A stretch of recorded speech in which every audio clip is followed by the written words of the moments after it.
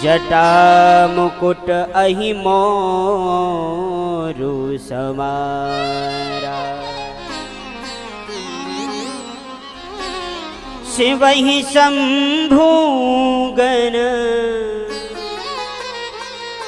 शिवहि शंभुगन करहि श्रृंगारा। शिवहि शंभुगन करहि श्रृंगारा। जटा मुकुट अहि मोरु सवारा। जटा मुकुट अहि मोर सवारा। कुंडल कंकन पहरे ब्याला। कुंडल कंकन पहरे ब्याला। तन विभूति पट के हरि छाला। तन विभूति पट के हरि छाला। शशि लला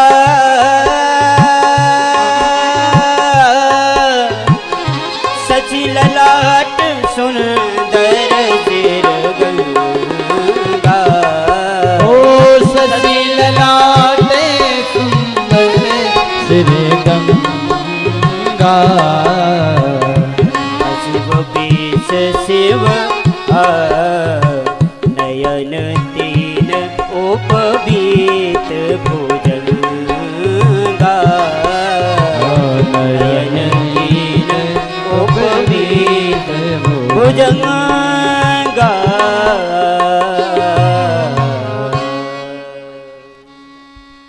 शिव जी का श्रृंगार होने लगा और आप बड़े भाव से कथा श्रवण करिएगा। इतनी सुंदर कथा है ये शिव जी की। शिव जी का श्रृंगार कर रहे तो एक गण ने कहा कि प्रभु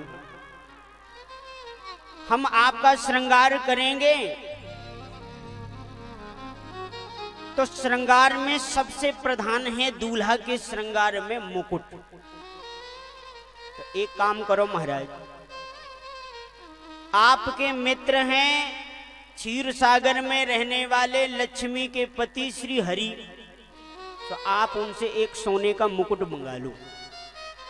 सोने का स्वर्ण मुकुट मंगा लो तो कम से कम स्वर्ण मुकुट बढ़िया ऊपर रहेगा, तो नीचे ज्यादा लोगों की दृष्टि जाएगी नहीं क्योंकि चमचमाता हुआ मुकुट रहेगा।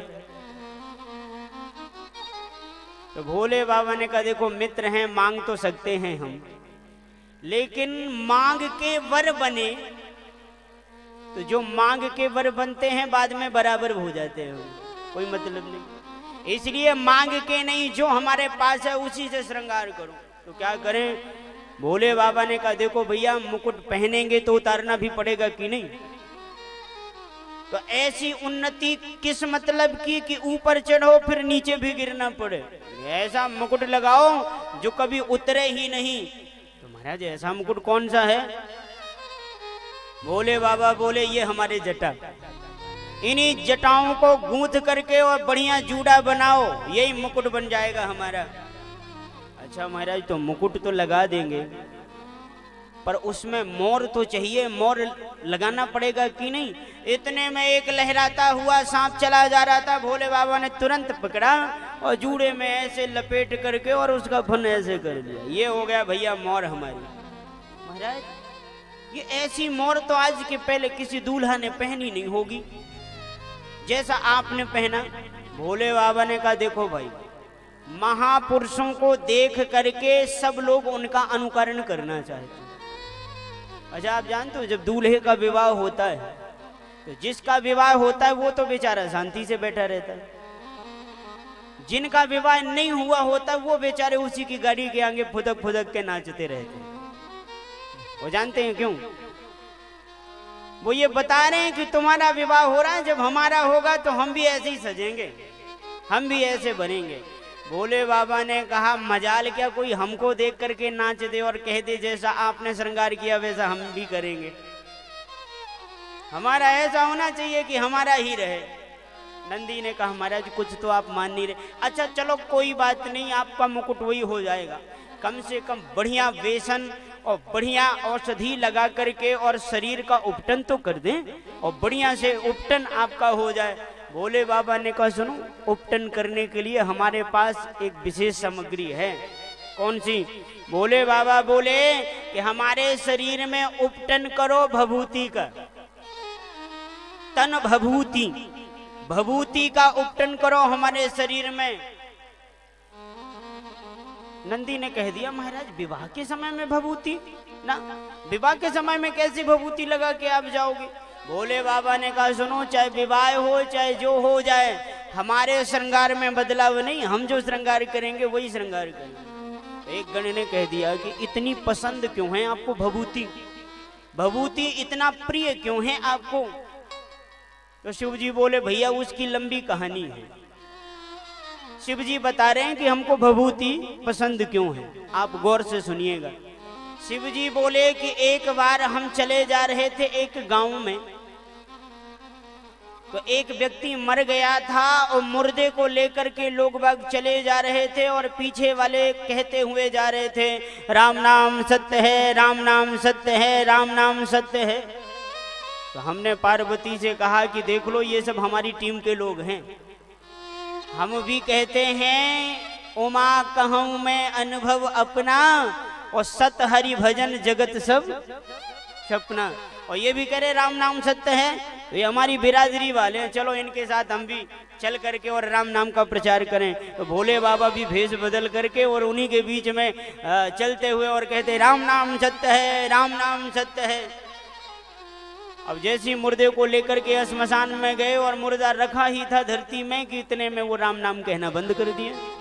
तो भोले बाबा ने सोचा हो सकता है जैसे आते समय इन्होंने राम नाम सत्य है कहा है वैसे जाते समय भी कहेंगे। पर भोले बाबा कुछ देर बैठे तो वहां मालूम क्या हुआ, भोले बाबा ने जब देखा और भोले बाबा ने सुना वहां के हाल समाचार। तो आप जानते हो कि मुर्दा जब जलने लगता है तो लोग अपने आपस की बातें करने लग जाते हैं। तो अभी कह रहे थे राम नाम सत्य है और अभी अब आपस में बात करने ये लगे ये लोग। तो एक बोला क्यों, तूने कब समाचार पाया इसके मरने का? तो एक बोला कि अरे भैया मैं क्या बताऊं, मैं तो बिजली का बिल जमा करने जा रहा था और तभी इसके मरने का समाचार सुना, तो बिल तो आज जमा नहीं हो पाएगा, प्लांटी और लग जाएगी। और एक ने तो गजब कर दिया, एक ने कहा भैया हम तो सरकारी कर्मचारी हैं, केवल सप्ताह में एक दिन संडे की छुट्टी होती है। सोच रहे थे संडे की छुट्टी है, खूब सोएंगे, खूब गाएंगे, खूब नाचेंगे और जरा कहीं बाहर जाएंगे। अरे इसको मरना था तो मंडे को ना मर जाता, संडे को मर गया। तो कहता है कहां संडे को मर गया बेदर्दी, हमारी एक दिन की छुट्टी उसकी भी छुट्टी कर दी।